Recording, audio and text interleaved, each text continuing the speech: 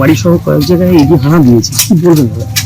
কি বলবো, এবং তাদের কাজ তারা করছে, দেখতে যতখানি কি জন্য এসছে সেগুলো দেখে কি বিষয় হানা এখনো কিছু জানা নেই। উত্তর চব্বিশ পরগনার বনগাঁতে সেখানেও ইডির তল্লাশি অভিযান চলছে। শঙ্কর আঢ্যর একাধিক ঠিকানায়, যেমন উত্তর চব্বিশ পরগনার একাধিক ঠিকানা তার রয়েছে, তার পাশাপাশি কলকাতার একাধিক ঠিকানা, সেখানেও কিন্তু পৌঁছে গিয়েছেন ইডি আধিকারিকরা। কেন্দ্রীয় বাহিনীর দল যেখানে পৌঁছে গেছে এবং সাত সকালে সন্দেশখালির ছবি আপনারা দেখছেন।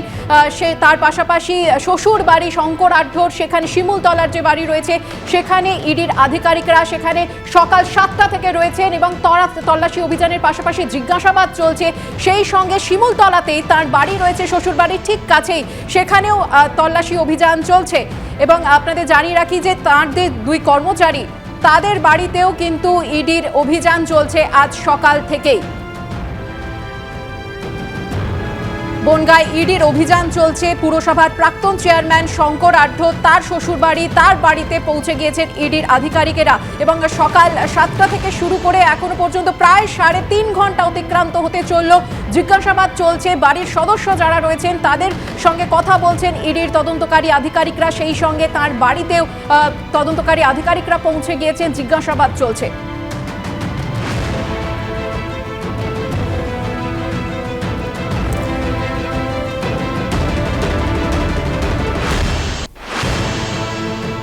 শঙ্কর আঢ্যর একাধিক ঠিকানায় যেমন তল্লাশি অভিযান চলছে। উত্তর চব্বিশ পরগনার বনগাঁর শিমুলতলায় একদিকে যখন শঙ্কর আঢ্যর বাড়ি, তার শ্বশুর বাড়িতে তল্লাশি অভিযান চলছে, পাশাপাশি তার এক কর্মচারী অঞ্জন মালাকার এবং বসাকপাড়ায় আর এক কর্মচারী বিশ্বজিৎ ঘোষের বাড়িতেও এই মুহূর্তে হানা দিয়েছেন ইডি আধিকারিকরা। ম্যারাথন তল্লাশি অভিযান চলছে।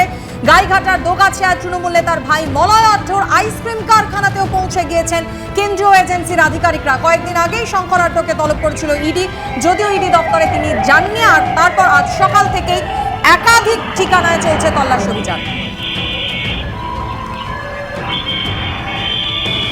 আর এই তল্লাশি অভিযান প্রসঙ্গে শঙ্কর আঢ্য বলছেন, ইডির কাজ ইডি করছে, দেখেনি কোরা। বাড়ি সহ কয়েক জায়গায় ইডি হানা দিয়েছে, কি বলবেন? কি বলবো, এবং তাদের কাজ তারা করছে, দেখতে যতখানি কি জন্য এসছে সেগুলো দেখে কি বিষয় হানা এখনো কিছু জানা নেই। শঙ্কর আঢ্যর বক্তব্য আপনারা শুনলেন। আজ সকাল থেকেই 12 জায়গায় তল্লাশি অভিযান চলছে ইডির। একদিকে সন্দেশখালির ছবি আপনাদের যেমন পাশাপাশি দেখাচ্ছিলাম, যেখানে ইডি আধিকারিকরা তারা তল্লাশি অভিযানে গিয়েছিলেন, কিন্তু মারমুখী যে শেখ শাহজাহানের অনুগামী, তাদের যে মারমুখী জনতা, তারপরে কিন্তু তারা ফিরে আসেন সেখান থেকে এবং তারপর শঙ্কর আঢ্যর একাধিক ঠিকানায় কিন্তু আমরা দেখছি তল্লাশি অভিযান চলছে। ইএম বাইপাসে যেমন জানা যাচ্ছে তার সহযোগী, তারই ঘনিষ্ঠ বাবলু দাসের নামে যে ফ্ল্যাট রয়েছে, সেখান থেকে আমাদের প্রতিনিধি প্রকাশ সিনহা রয়েছেন। আমি সরাসরি প্রকাশের কাছে চলে যাব। প্রকাশ, এর আগে তুমি জানাচ্ছিলে প্রায় 3 ঘন্টা হতে চললো তারা বাইরে দাঁড়িয়ে রয়েছেন, কারণ ভেতর থেকে কেউ দরজা খুলে দিচ্ছে না। এখন কি পরিস্থিতির কিছুটা উন্নতি হলো, কিছু কি জানা যাচ্ছে?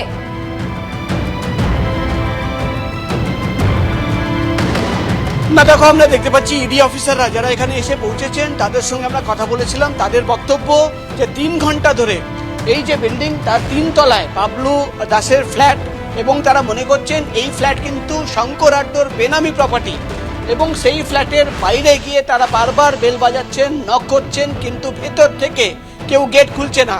তারপরেই তারা কিন্তু বাইরে চলে আসেন এবং সামনে যে বাড়ি দেখতে পাচ্ছ কেয়ারটেকারের বাড়ি, এই কেয়ারটেকারের বাড়িতে যারা রয়েছেন তাদের সঙ্গে তারা কথা বলেছেন। কেয়ারটেকারের বক্তব্য যে পরিবারের সদস্যরা এবং বাবলু দাস তারা কিন্তু, তুমি দেখতে পাচ্ছ ছবিতে ইডি অফিসাররা কেয়ারটেকারের বাড়ির ভেতরে যে সিসিটিভির রয়েছে সেটা কিন্তু দেখা হচ্ছে স্ক্রিনের মধ্যে।